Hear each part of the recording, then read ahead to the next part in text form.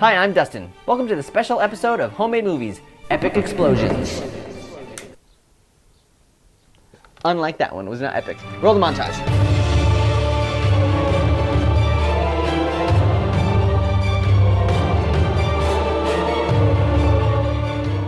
In this episode, we're going to be taking a look back at some of our best miniature explosions and fire and sparks and stuff. Now please don't try any of this at home. We take safety precautions. Don't mimic us and burn your house down, but we're going to show you how we do it.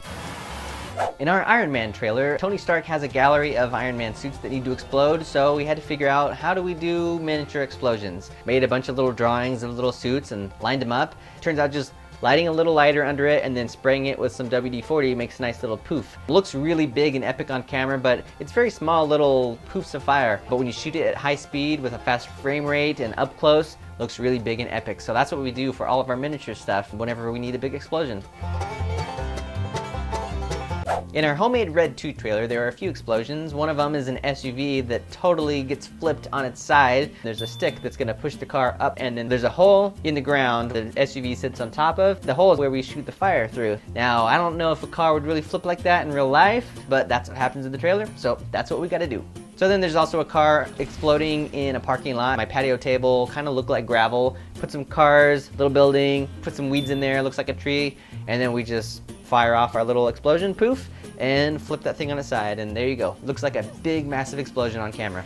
In the Fast and Furious scene, there's a shot that goes down into the engine, and you see like a little spark and like a fire happens, and I just went upside down inside my broiler under the oven and turned it on, and when that whole little thing like lights up, you get this cool like row of flames coming out. So it looked really cool.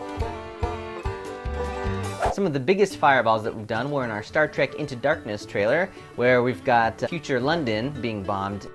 Same trick, you know, lighter, WD-40, but we set up a bunch of cardboard buildings. You can see John's arm reaching in the side behind the buildings, but it goes by so fast that you don't usually notice. Next shot was just setting up some pedestrians. I'm moving the camera by really fast, and then we just shoot some fire down on there. It goes by so fast that nothing's even in danger of lighting on fire or anything. It just looks so big on screen, but it's just that little poof fire, and that's it. Spoiler alert, the terrorist turned out to be. Sometimes you just need a huge wall of fire, so I use my friend Samantha's fireplace because I don't have a fireplace that works. So anytime we need like just a full solid wall of flames, just go to the fireplace and put something in front of it.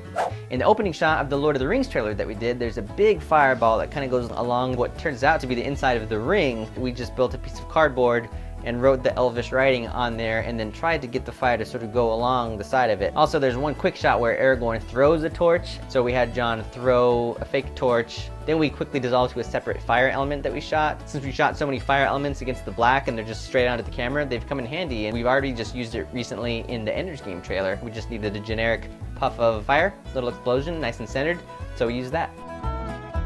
As you can imagine, there's a lot of fire in Catching Fire. So when we did that trailer, Homemade, there was a lot of miscellaneous fire shots. You just have to look at the trailer shot by shot like usual, see what do we need, what's the safest way to do this, what's the easiest way to do this. There's a really cool shot of a guy with a flamethrower. So you look at the original and try and match the angles of it. It's now shooting towards the camera, so you gotta be careful you don't get too close. Obviously the camera's further away, we're kind of zoomed in. And this is the first time actually that instead of seeing John's hand up in there, we need it to be dark. So we finally got around to like putting black tape over the little WD-40 can and putting his hand in like a black sleeve. So when it pops right up in there against the black background, you just can't see it all. We had a couple of firsts on our Back to the Future scene. It was the first time that we used these sparklers that we found that are made for, I think, birthday cakes. Also, we used sparks with live action for the first time. Usually we're doing fire or things like with miniatures, but this time Doc Brown needed to have some sparks in his hands.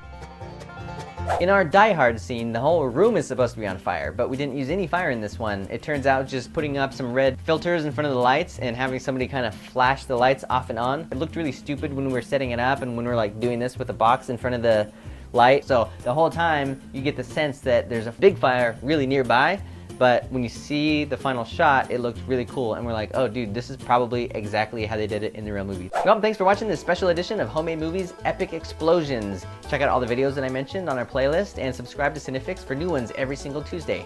And come back next week for our big Star Wars scene starring Chris Hardwick as Luke Skywalker. You're gonna love it. So, we'll see you then.